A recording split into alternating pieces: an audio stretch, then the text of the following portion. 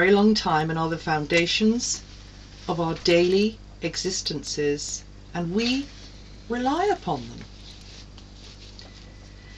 So I think all this and more is about to change over the next 16 years. And there's usually three parts of the cycle of Pluto. One is when things get a bit chaotic and start to break down. The middle part of the cycle is when things are at a low point, and maybe there's some struggle going on there in trying to get one's bearings, because things aren't just making sense anymore with regard to what's happening around one, but also the turmoil inside. And then the third stage is this sort of rebirthing, and this is working quite hard to rebuild, renew, regenerate. And since I first spoke about this last year, we've already sat by and watched as the property markets in America have collapsed, with the knock-on effects in the UK. But more importantly, the price of oil has meant that prices are escalating where food is concerned across the world, and this of course is a catastrophe for the poor of the world. And other things are going on too, but you'll know about those. So this is the beginning of that cycle. It's nature, it's evolution. We've been through it before, we'll go through it again. It's just the way things are here. But I'm wanting to speak about this because a lot of people have been asking questions about these 2012, the ideas around that. And so I think the astrology is worth a mention. Just remember that the cosmic idea behind everything is to teach, help with growth. It's not there to hurt you, or us, should I say. It's there to grow this beautiful garden that we are part of, and help us evolve through breakdown and difficulty into a new life and new and stronger identities. But first we need to have this deep spring clean, shake out the rugs in a big way across the world, and just rooted out what isn't serving us at fundamental levels anymore in our societies. Pluto, who's associated with the lord of the underworld, Hades, will burrow right down to the corrupt roots in society and hang them up on the line for all to see.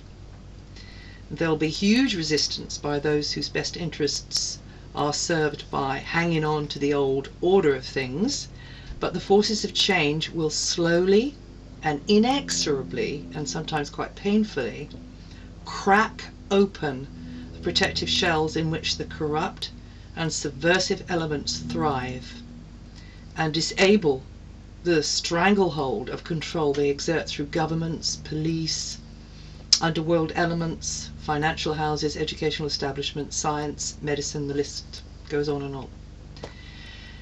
Now, another aspect of the Capricorn vibration, which I think is even more important, is the Earth herself, her ancient beginnings, because Capricorn governs history, Earth's history, our history, the history of humankind. So there's going to be further changes in climate, I think. And as Capricorn rules rocks, all rocky formations, that's to say mountains, but also things to do with fossil records, and mountains of ice as well, the very bones beneath our feet are likely to start speaking to us in very surprising ways as we discover new information. So there's likely to be further changes across the surface of our globe, with tectonic plates shifting, perhaps more flooding, earthquakes, and a general reforming of the crust in some areas of our planet over the next 16 years.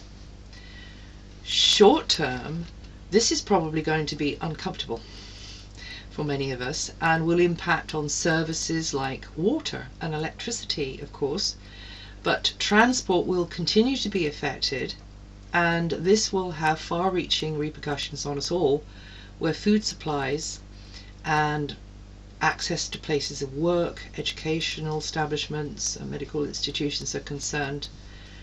And in the long term, we're going to come up with solutions to all of this, because we're an infinitely adaptable species. So there's going to be some Heath Robinson-ish things going on there, especially when Uranus goes into Aries in 2011, be there for 7 years. And an explosion, I think, in technology. So we will find ways round these challenges, especially with Uranus in Aries from 2011 and Neptune going into its own sign Pisces after more than 200 years, around about the same time, because that will mean our intuitions will be working a lot better and we'll be listening to the higher mind more. So if we're wise, we'll adopt a more compassionate and caring attitude to each other, which is signalled by this approach of Neptune into its own sign Pisces, which works selflessly. The vibration of that is unconditional, it's loving, it's compassionate, it's kind. And so put that in the mix with what else is going on here, and things are looking a little bit more rosy. But it's definitely a vibration which puts ego and greed to one side. So there's going to be a situation where we're going to be forced to do that, many of us. I mentioned history a moment ago, and I think with Pluto in the sign of our ancient roots and cycles of time, that like a sniffer dog,